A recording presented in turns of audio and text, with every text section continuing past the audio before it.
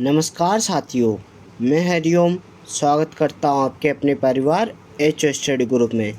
साथियों, आप सभी हमारे चैनल से जुड़ जाइए, चैनल को लाइक कीजिए। आज हम बहुत सारे प्रश्नों पर चर्चा करेंगे और उन सभी के आंसर पर विस्तार से चर्चा करेंगे। साथियों, अब आपके सामने पहला क्वेश्चन आ चुका है। साथियों, पहले क्वेश्चन में इसने क्या कहा है कि लेग्यूमिनेसी फसलों में फ्लू क्लोरीन खरपतवारनाशी काम आता है। पहला है अंकुरण पूर्व, दूसरा है अंकुरण पश्चात, तीसरा है बुआई से पूर्व, चौथा इनमें से कोई नहीं। तो बताइए साथियों, इसमें से कौन सा आंसर आएगा। फ्लू क्लोरीन खरपतवारनाशी काम आता है। लेग्यूमिनेसी फसलें क्या होती है साथियों, जिनकी जड़ों की गांठों में राइजोबियम जीवाणु पाया जाता है और वह वायुमंडलीय नाइट्रोजन का स्थिरीकरण करता है। तो इसका सही आंसर है साथियों बुआई से पूर्व। अब हम अन्य आंसर पर चर्चा कर लेते हैं। साथियों, समय के आधार पर खरपतवारनाशी को खेत में 3 प्रकार से डाला जाता है। अब आप पूछेंगे कि सर कौन कौन से तरीके से। एक तो साथियों, जब हम फसल की बुआई नहीं करते हैं अर्थात बुआई पूर्व, इसे हम कहते हैं साथियों PPI, प्री प्लांट इनकॉर्पोरेशन। वे खरपतवारनाशी जिनका उपयोग बुआई से पूर्व किया जाता है। इसमें कौन कौन आता है साथियों, तो इसमें एक तो आता है फ्लू क्लोरीन, एक आता है साथियों ट्राई क्लूरेलिन। ठीक है साथियों, ये 2 इसमें आते हैं। एक होता है जब हमने बुआई कर दी हो किंतु फसल का अंकुरण नहीं हुआ हो, इसे हम कहेंगे प्री इमरजेंस। इसमें कौन कौन से खरपतवारनाशी आते हैं, तो साथियों इसकी हमारी एक ट्रिक है OMAPASS। इसे हम यूँ याद कर सकते हैं OMA पास। ठीक है साथियों, इसके अंतर्गत कौन कौन आते हैं, तो ऑक्सी फ्लोरोफेन, मेट्रीब्यूजिन, एलाक्लोर, पेंडिमिथाइलिन, एट्राजिन, सीमाजिन व साइमोजिन। ठीक है साथियों, एक आता है अंकुरण पश्चात, अर्थात हम यूँ कह सकते हैं कि खड़ी फसल में जब अंकुरण हो चुका है, इसे हम कहेंगे साथियों POE, पोस्ट इमरजेंस। वे खरपतवारनाशी जिनका उपयोग खड़ी फसल में अंकुरण के पश्चात किया जाता है। इसके उदाहरण क्या क्या है, तो साथियों इसमें आता है 2,4-D इमेजाथाइफर, सल्फोसल्फ्यूरोन, मेटासल्फ्यूरोन। ठीक है साथियों, अब हम नेक्स्ट क्वेश्चन पर बढ़ते हैं। आपके एक साथ बहुत सारे क्वेश्चन ऐसे सोल्व हो जाएंगे साथियों, और पूरा कंसेप्ट भी आपके यहीं क्लियर हो जाएगा। अब नेक्स्ट क्वेश्चन है साथियों, लेग हीमोग्लोबिन एक लाल रंग का पादप वर्णक है, यह पाया जाता है। क्या है साथियों, ये प्लांट पिगमेंट है जो कि किस में पाया जाता है। A पके टमाटर में, B गाजर की जड़ में, C दलहनी पौधों की गांठों की जड़ों में, D उपयुक्त सभी। तो आप सब मुझे इसका आंसर बताइए साथियों। और मैंने अभी आपको बताया था कि लेग्यूमिनेसी फसलों जड़ों की गांठों में क्या पाया जाता है, राइजोबियम जीवाणु पाया जाता है जो वायुमंडलीय नाइट्रोजन का स्थिरीकरण करता है। तो साथियों इसका आंसर क्या है, C इसका आंसर है दलहनी पौधों की जड़ों की गांठों में। अब साथियों लेग हीमोग्लोबिन क्या होता है, इस पर चर्चा कर लेते हैं। तो साथियों लेग हीमोग्लोबिन एक लाल रंग का पादप वर्णक है। यह लाल व गुलाबी रंग का होता है, जो क्या करता है, दलहनी पौधों की जड़ों की गांठों में पाए जाने वाले राइजोबियम जीवाणु को ऑक्सीजन की उपस्थिति प्रदान करता है और नाइट्रोजन स्थिरीकरण करने वाले एंजाइम अर्थात नाइट्रोजिनेज एंजाइम को ऑक्सीजन की अनुपस्थिति में रखता है। ये भी आपको ध्यान रखना है साथियों। इसका क्या कार्य हो गया, राइजोबियम जीवाणु को ऑक्सीजन की उपस्थिति प्रदान करना व नाइट्रोजिनेज एंजाइम को ऑक्सीजन की अनुपस्थिति में रखना। ये नाइट्रोजिनेज एंजाइम क्या होता है? यह अवायवीय जीवाणु होता है, अवायवीय एंजाइम होता है साथियों, जो कि नाइट्रोजन का स्थिरीकरण करता है और यूरिया का अपघटन भी करता है। ये भी आपको ध्यान रखना है। अब साथियों हम अन्य आंसर पर चर्चा कर लेते हैं। पके टमाटर, पके टमाटर का रंग कैसा होता है साथियों? तो पके टमाटर का रंग लाल होता है। किसके कारण? लाइकोपीन के कारण। टमाटर का वैज्ञानिक नाम क्या है? लाइकोपर्सिकम एस्कुलेंटम, और यह सोलेनेसी फैमिली का सदस्य होता है। और इसमें गुणसूत्र संख्या कितनी पाई जाती है साथियों? 24 इसमें गुणसूत्र संख्या पाई जाती है, आपको यह भी याद रखना है। और गाजर की जड़ में, तो साथियों गाजर को हम इंग्लिश में क्या कहते हैं? कैरेट। तो इसका वैज्ञानिक नाम क्या हो गया? डोकस कैरोटा इसका वैज्ञानिक नाम हो गया। 18 इसमें गुणसूत्र होते हैं, मूली में भी 18 होते हैं साथियों। और आपको ध्यान रखना है, गाजर अम्बेलिफेली कुल का सदस्य है। इसका पुष्प क्रम क्या पाया जाता है? अम्बेल। ठीक है साथियों, अब हम नेक्स्ट क्वेश्चन पर चलते हैं। साथियों अब हमारा तीसरा क्वेश्चन लग चुका है। तीसरे क्वेश्चन में क्या कहा है साथियों? इसने लवणीय मृदाओं का सुधार किया जाता है। लवणीय मृदाओं का सुधार किया जाता है। ए चूना द्वारा, बी जिप्सम द्वारा, सी निक्षालन द्वारा, डी कोई नहीं। तो साथियों लवणीय मृदाएं, इसका आंसर आप मुझे बताइए। लवणीय मृदाएं क्या होती है? जिनमें लवण की अधिकता होती है। ठीक है, सारी क्या होती है? जिसमें OH- आयन या क्षार की अधिकता होती है। और अम्लीय मृदाएं क्या होती है? जिसमें H+ आयन अधिक पाया जाता है या अम्ल की अधिकता होती है। तो साथियों इसका राइट आंसर है सी निक्षालन द्वारा। ठीक है साथियों, जब हमने सिंचाई पढ़ी थी तब मैंने आपको शब्दावली पढ़ाई थी। वहाँ पर साथियों आपको एक ट्रिक बताई थी मैंने, IPS अर्थात इंडियन पुलिस सर्विसेज, किंतु मैंने वहाँ आपको कुछ अलग बताया था कि I का मतलब इन्फिल्ट्रेशन, P का मतलब परकोलेशन, S का मतलब सीपेज, और एक टर्म इसी के साथ बताई थी साथियों लीचिंग अर्थात निक्षालन। मैंने वहाँ पर बताया था आपको कि परकोलेशन व लीचिंग एक जैसे होते हैं। क्या होता है साथियों? परकोलेशन में जल का मृदा की ऊपरी सतह से निचली सतह पर जाना परकोलेशन कहलाता है। किंतु अगर जल के साथ खनिज लवण या पोषक तत्वों का मिलकर मृदा की ऊपरी सतह से निचली सतह पर जाना क्या कहलाएगा? तो वह निक्षालन या लीचिंग कहलाएगा। ठीक है साथियों, ये हमने चर्चा कर ली। अब हम अन्य आंसर पर चर्चा कर लेते हैं। चूना द्वारा किसका सुधार किया जाता है? तो साथियों आपको यह क्वेश्चन बहुत ज़्यादा इम्पोर्टेंट है, कई बार परीक्षा में पूछा गया है। चूना द्वारा अम्लीय मृदाओं का सुधार किया जाता है, वह सारे मृदाओं का सुधार किसके द्वारा किया जाता है? तो जिप्सम द्वारा। ये आपको याद रखना है, कई बार एग्जाम में आया हुआ क्वेश्चन है साथियों। अब हम नेक्स्ट क्वेश्चन पर चर्चा करते हैं साथियों अब हमारा चौथा क्वेश्चन स्क्रीन पर आ चुका है। लाल चना या रेड ग्राम नाम है। साथियों रेड ग्राम किसका उपनाम है? यह हमें बताना है। ए चना का, बी अरहर का, सी मूंग का, डी तिल का। तो बताइए साथियों इसका आंसर क्या होगा? साथियों इसका सही आंसर है अरहर पिजन पी, जिसको हम कबूतर दाल या पिजन पी कह सकते हैं। इसका वैज्ञानिक नाम केजानस केजान है। अब साथियों अब हम अन्य आंसर पर चर्चा कर लेते हैं। चना, चना का वैज्ञानिक नाम क्या है साथियों?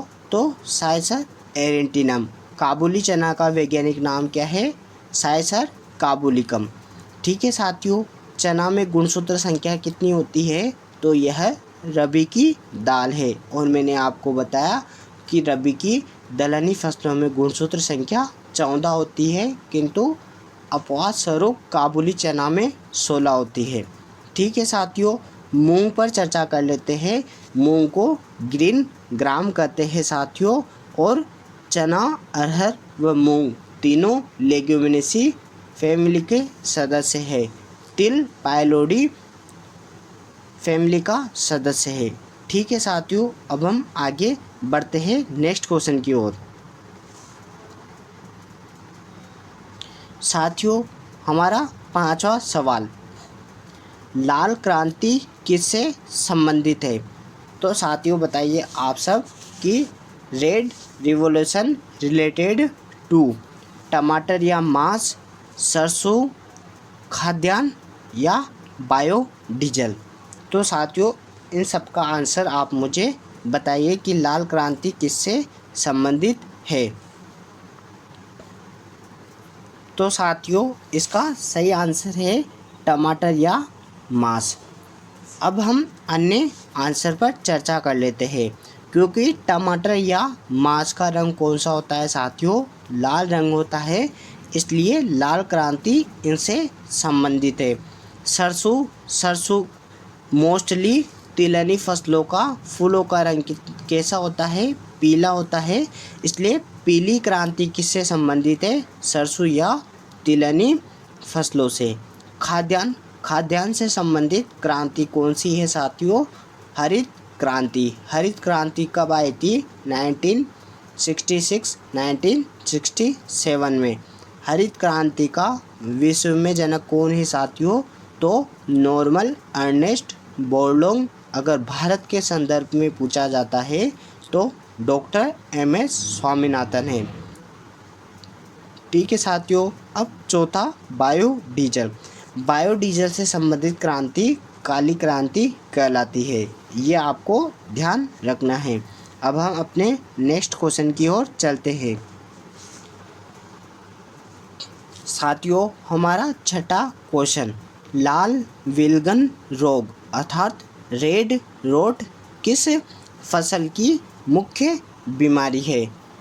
A चना, B गेहूँ, C चुकंदर, D गन्ना। तो आप मुझे इसका आंसर बताइए साथियों कि इसका कौन सा आंसर सही है। साथियों इसका सही आंसर गन्ना, D गन्ना है। सेकेरम ओपिसिनेरम ग्रेमनी पोएसी या घास कुल का सदस्य है। गुणसूत्र संख्या कितनी होती है? 80 होती है। ठीक है, इसका पुष्पक्रम एरो कहलाता है साथियों। अब हम अन्य आंसर पर चर्चा कर लेते हैं। चना साइसर एरेंटिनम लेग्यूमिनेसी का है। 14 गुणसूत्र होते हैं। चना का मुख्य रोग ऊठा रोग होता है साथियों। ठीक है, राधे अवरोधी ये इसकी किस्में हैं, ऊठा रोग प्रतिरोधी। ठीक है साथियों, अगला B गेहूँ टिट्रिकम एस्टिवम षडगुणित होता है। ग्रेमनी कुल का सदस्य है। 42 गुणसूत्र पाए जाते हैं। कैरियोप्सिस पुष्पक्रम पाया जाता है साथियों। और साउथ वेस्ट एशिया इसका उत्पत्ति स्थान है। ठीक है साथियों, चुकंदर बीटा वल्गेरिस चुकंदर का वैज्ञानिक नाम है साथियों। अब हम नेक्स्ट क्वेश्चन पर चर्चा करते हैं। 7वां क्वेश्चन आपकी स्क्रीन पर आ चुका है साथियों। गन्ने में फसल पकने पर हैंड रिफ्रैक्टोमीटर के बिक्स का मान होना चाहिए। साथियों हैंड रिफ्रैक्टोमीटर के बिक्स का मान कितना होना चाहिए? A 10 से 12%, B 12 से 14%, C 16 से 18%, D 20 से 25%। साथियों हैंड रिफ्रैक्टोमीटर क्या होता है? ये गन्ने की पक्वनता अर्थात रिफ्रैक्टोमीटर क्या करता है साथियों, TSS अर्थात टोटल सोल्यूबल सॉलिड कुल घुलनशील पदार्थों को मापता है। इससे गन्ने की पक्वन अवस्था का पता चलता है। तो इसका सही आंसर क्या होगा साथियों, आप सब मुझे बताइए। साथियों इसका सही आंसर है C 16 से 18%। ठीक है साथियों, ये आपको ध्यान रखना है 16 से 18%। अब देखो साथियों, रिफ्रैक्टोमीटर के एक दो मान और बता देता हूँ मैं आपको। जेम में रिफ्रैक्टोमीटर का कितना मान होना चाहिए, तो 68%। आपको याद रखना है, कई बार एग्ज़ाम में आया हुआ है। कितना, 68%। जेम का उपयुक्त फल कौन है, तो सेब इसका उपयुक्त फल है। जेली का रिफ्रैक्टोमीटर का मान कितना रहता है, तो 65। और जेली के लिए अमरूद उपयुक्त फल है साथियों। अब हम नेक्स्ट क्वेश्चन पर चलते हैं साथियों। अब हमारा नेक्स्ट क्वेश्चन है 9वां अलंकृत उद्यानों में। साथियों अलंकृत 8वां क्वेश्चन नहीं है शायद इसमें। 9वां क्वेश्चन देखो साथियों, अलंकृत उद्यानों में लगाए जाते हैं। ठीक है साथियों, A शोभाकारी पौधे, B नर्सरी, C फल, D सब्जियां।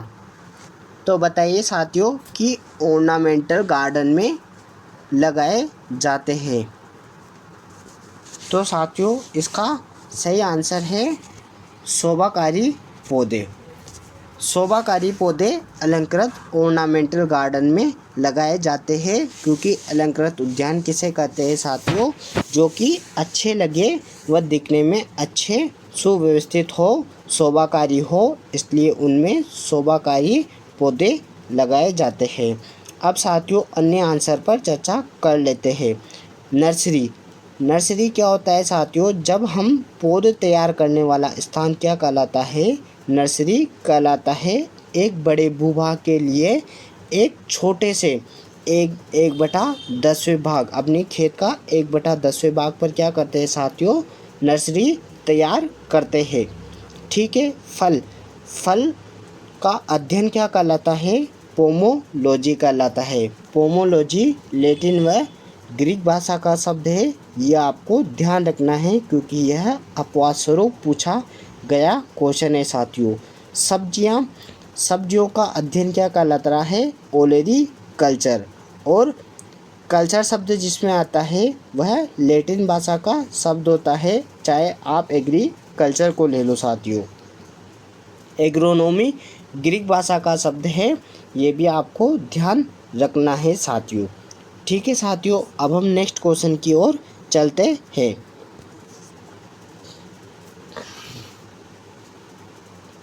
हमारा 10वां क्वेश्चन है साथियों, लखनऊ 49 एक प्रसिद्ध किस्म है। आप मुझे कमेंट में इसका दूसरा नाम भी लिख के बताएंगे साथियों। इसका दूसरा नाम क्या है, लखनऊ 49 को एक अन्य नाम किस नाम से जाना जाता है, ये भी आप मुझे बताएंगे साथियों। देखो, A पपीता, B केला, C अमरूद, D सेब। तो इसका सही आंसर आप मुझे बताइए साथियों। लखनऊ 49 C अमरूद की प्रसिद्ध किस्म है। इसका अन्य नाम क्या है साथियों, तो सरदार इसका अन्य नाम है। ललित भी अमरूद की किस्म होती है साथियों, ये आपको ध्यान रखना है। इलाहाबाद सफ़ेदा व इलाहाबाद सुरखा भी अमरूद की किस्म होती है। ठीक है साथियों, पपीता केरिया पपाया इसका बोटेनिकल नेम है। केरिकेसी इसकी फैमिली है, ये आपको ध्यान रखना है साथियों। ठीक है, केला का इंग्लिश में कहते हैं बनाना। मूसा पैराडाइसिका इसका बोटेनिकल नेम है साथियों। मूसेसी या म्यूजेसी इसका कुल है, ये आपको ध्यान रखना है। अमरूद सीडियम ग्वाजाओ मिर्टेसी कुल का सदस्य है साथियों। ठीक है। और सेब मेलस डोमेस्टिका, और आपको ध्यान रखना है सेब गुलाब की फैमिली का अर्थात रोजेसी परिवार का सदस्य है, ये भी आपको ध्यान रखना है साथियों। ठीक है साथियों, अब हम नेक्स्ट की ओर चलते हैं। साथियों अब हमारी स्लाइड यहीं पर ख़त्म हुई। आप सभी वीडियो को लाइक कीजिए, अपने दोस्तों तक इसे शेयर कीजिए और कमेंट करके बताएं साथियों कि आपके लिए यह उपयोगकारी है या नहीं, और अपने अमूल्य विचार अपने कमेंट बॉक्स में डालिए साथियों। अब इसी के साथ मैं अलविदा लेना चाहूँगा। धन्यवाद। जय हिंद, जय भारत।